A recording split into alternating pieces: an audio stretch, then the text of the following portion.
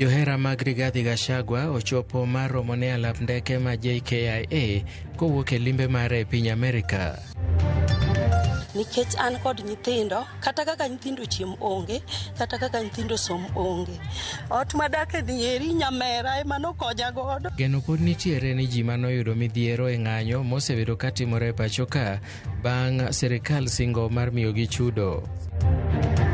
Koro app no bro konyo jopuonj e puonjo ka registration of students, issues of IDs. Jopuonj omedo jiwo sirikal mondo kasre gi chwalo somo mar mbui manyasani mar AI kaluwore gi dongruok mar piny kod dino fuok e nok mar jopuonj.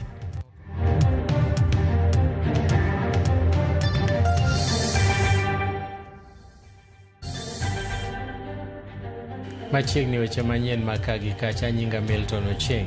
Senator ma Bungoma David Wakoli dwaro ni jotelo mag siasa mondo kaw tim magi kendgi ewi wach manyiche ne jatend piny owacho ni mibadhi otimo ne waute od bura. Kanowuoyo e buye e iko moro, Wakoli nowacho ni od bura ma Senate ok bi buogi gi ng'ata ng'ata matiyo tijegi ne jo Kenya kod kedo ne tend loch gwenge, kowacho ni jatelo ka jatelo biro kawo ting' mare owuon. Komedo ni moko kuom governors koro temo ponde wach jatend pinyno kako machielo to gitiyo arietha gomenda mag jopiny. You must know, Senate is to protect devolution, to champion the interest of devolved units, to legislate and oversight county governments. And that be it, we will not blink, we will not hesitate, we will do our roles without any fear or intimidation. Fellow Kenyans, when given an opportunity to work, kindly let us work and be ready to be asked questions, because transparency and accountability are like identical twins. And therefore the discourse in this country today, kwamba kuna wale ambao hawataki kuulizwa maswali, na kuna wale ambao wakiulizwa maswali wanataka kujificha. As the Senator of Bungoma, I will continue to ask questions, logical questions, and on behalf of the people of Bungoma, expect answers for the monies we bring to Bungoma. Mahwisero e kaunti ma Kakamega Christopher Seka oro kwayo mare ne jatend piny William Ruto gogai mar ODM Raila Odinga mondo kik yie paro mar ni governors ma mibadhi mieno kawo ting' mar agucha NGCDF. Ma biro ndalo manok bang' romo manobagi e kind jatend piny William Ruto gi Raila Odinga. Aseka bende omedo ni ok gibi yie mondo aguluno ogol e lwet jood bura. Komachielo okwedo gai maduong' bucha DCP kuom bago siasa mapogo oganda. Ati wewe unasema utoe CDF ambayo hii Huisero inasaidia watoto zaidi ya 2,000 on full scholarship. Watoto maskini kwa sababu ya kwamba some governors, wale corrupt governors, wamekuja kudanganya mzee wetu Raila Amolo Odinga na kupeleka mamilioni. Sisi tumeshukuru mzee, amefanya kazi mzuri, amekuwa statesman, lakini asikubali wale governors ambao wako very corrupt kwenda kumdanganya kwamba chukua pesa ya CDF uongeze governors waendelee kuiba. Nyinyi watu wa Muhaka, watu wa Luanda Dudi hapa, watu wa Kisa West, mnakubali ya kwamba CDF itolewe ipelekwe county? CDF ibaki kwa wapi? So tukaambia mzee, sisi hatuna shida, wewe utaongea yako, ukitaka kuja uliza wanai. Jotelo maduong' buch DCP mawuok Ukambani okwedo mager pacho gai mar ODM Raila Odinga mar golo agucha omenda mag NGCDF kowuok e lwet jood bura. Giwacho ni mano biro duoko piny dongruok ma aguluno osebedo ka kelo. Ne gilose nyasi mar tiego joriemb apiko Kitui South kanotelne gi jaod bura ma Mwala Vincent Musyoka. Mkuu kwa NADCO report ni Raila Amolo Odinga. Baba mwenyewe ni mhusika mkuu kwa kutengeneza na kukubaliana kwa NADCO. Kwanza hata hiyo report ndio sasa tunapitisha. Na tukipitisha anasema CDF ni mbaya na iko ndani ya hiyo NADCO yenye tunapitisha hapo kwa hiyo mkutano. Hiyo sasa nao ndio tunaitanga namna gani? So if we must agree, we are implementing NADCO report, tutaitekeleza yote vile iko. Mimi sijaelewa watu wako na shida gani na kitu inaitwa CDF. Ukitembea Kenya yote katika ofisi ya chief utaona CDF. Ukienda shule utaona CDF. Ukienda kwa barabara ya Rural Road utapata CDF. Ukienda kila mahali utaona alama ya CDF. Kwa hivyo tunasema ile sisi hatutasikizana, na najua wananchi wa Kenya hawatakubali ni kuambiwa mtu yeyote anataka kutoa CDF katika nchi ya Kenya. Oganda manoyudo lal kod hinyruoge kinde ng'anyo mosebedo katimore pacho ka koro kwayo sirikal mondo ne ni ratiro mar jogegi molal kod manoyudo hinyruok bende odew ewi chudo michano chiw ne ji ma masira mag ng'anyo osejuko. Millicent Adhiambo nigi ler mathoth. E kar dak Manyamasaria, waromo gi Lydia Shitandi, kata Mama Chantel, miyo mane lisasi ne omako goknyare mane jahigni 2 e kinde ng'anyo ma higa 2017. Lydia ma en jawanda Swekra, masedo gi pi modho e dire kouso ne jowuoth e bus park, lero midhiero mosekaloe nyaka ne masira makamano juk nyathine higni 8 mokalo. Koro oywago ratiro kolero ni e chudo no sirikal okonyare kod weche thieth, somo kod ot malong'o maginyalo dakie. Nyathina no sometime yudon ka gino rame twaringo kode siptal, oluor makata kigone nyaka koko e klas oluor, koro chuno ni japuonj tere mos kata kuman kae aonge ot, antie kapango kech aonge nyalo manyalo gero got kech baba gi bende onge, tan mama tan baba. An nyamin Chantel maduong', ka oneno polis kata ka wuothe ndara tago wiye oringo koywak, koyo ka sirkal nya konyowa kata konya tere psychologist mondo tere sessions go mondo ket wiye obed mokwe, alafu pia mondo sirkal kanya konyo mama wa gero ot to nyalo konyowa kama duong'. Komachielo e kar dak Manyalenda, waromo gi Mama Rose mane lisasi olal gi ngima chuore e ng'anyo mar referendum ma higa 2005, gino molero kaka noweye kod midhiero matamre gi nono. Asebedo kod chandruok mang'eny kod changamoto nikech an kod nyithindo, kata kaka nyithindo chiem onge, kata kaka nyithindo som onge. Ot madake ni eri nyamera ema nokonya godo, ka nyamera nyisa ni chandori nyathiwa Mone dage odni siko mana ka omiyo ngimana ok nyal bedo maber. Kwayo Rose ma osebedo mana kaluoko ne ji eka ket chiemo e mesa en ni chudo ma sirikal chano miyogi no oyudo omenda monyalo gero godo ot kod siro somb nyithinde 3 mane jaode oweye godo. Bende otielo ni ratiro ne jogegi mane olal kod yudo hinyruoge bende migi yudi.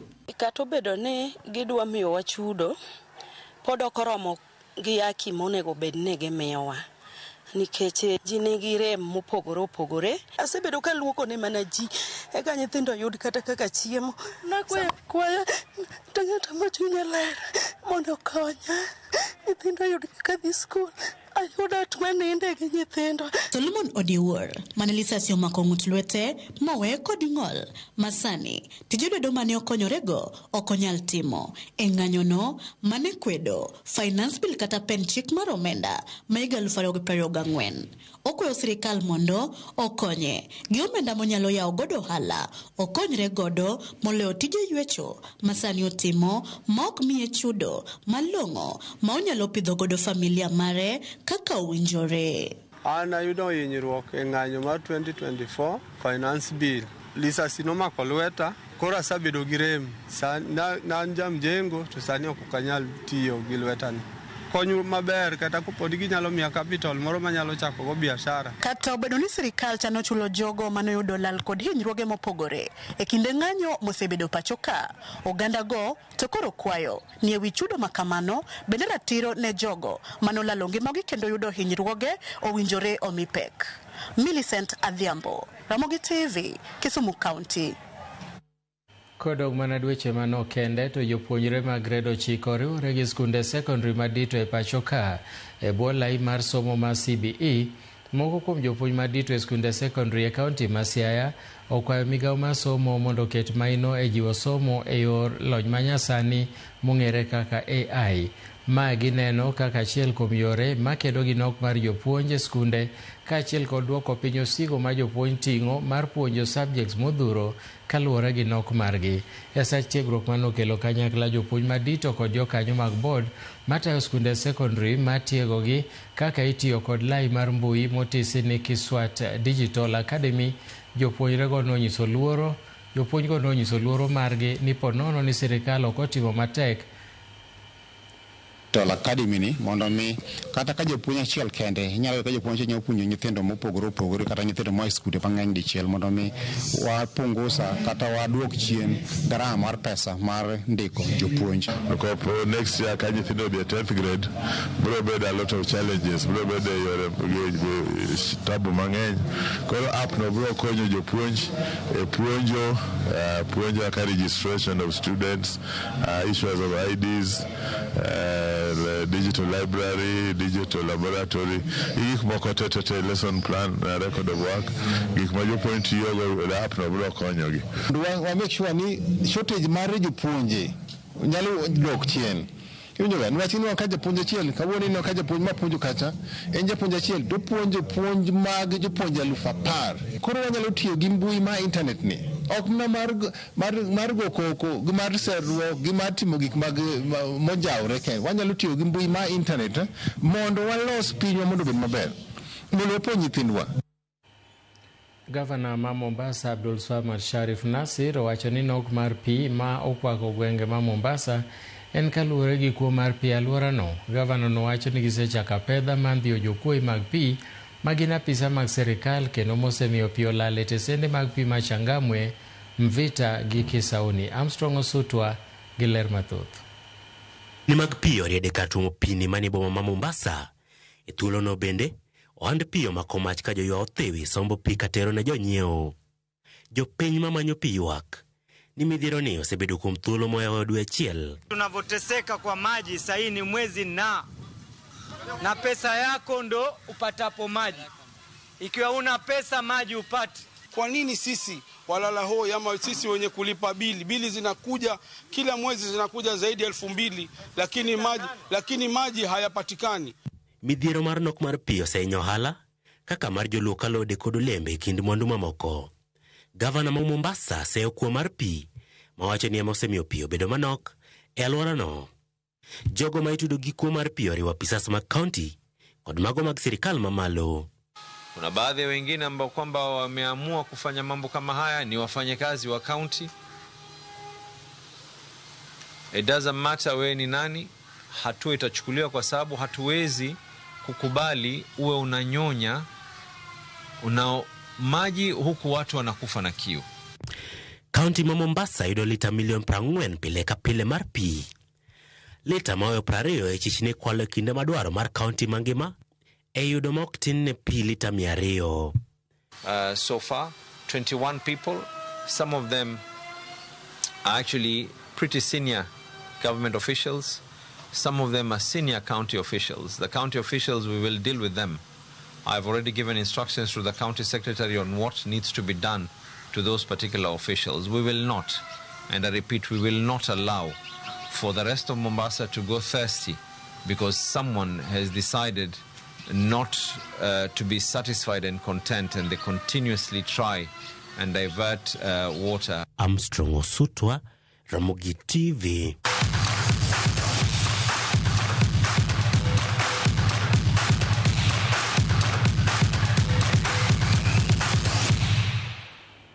Klab mar APS Bomet geno ni biro yudo bas manyien kowuok kuom jatend piny William Ruto kanolose nyasi mar choko omenda.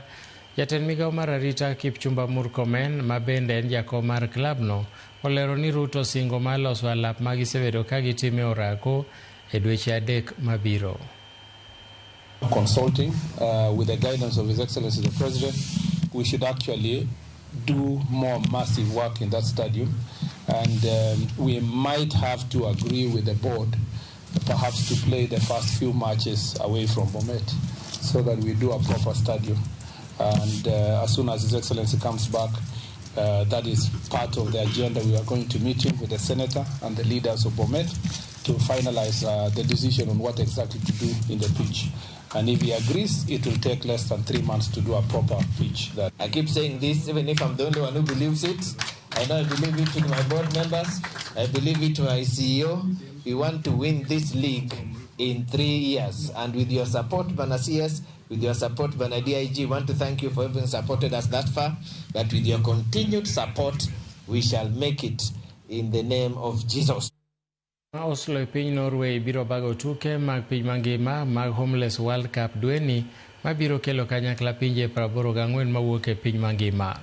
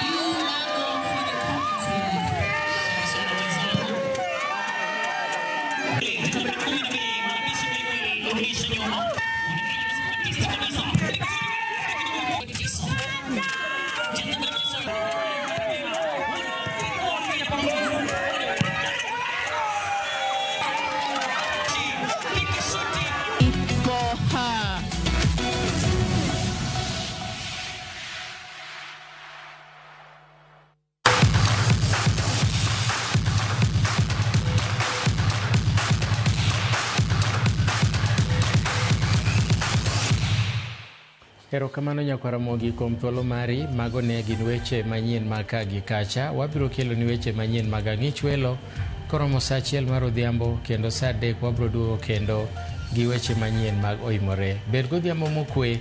Nyinga Milton Ochieng' Awuor.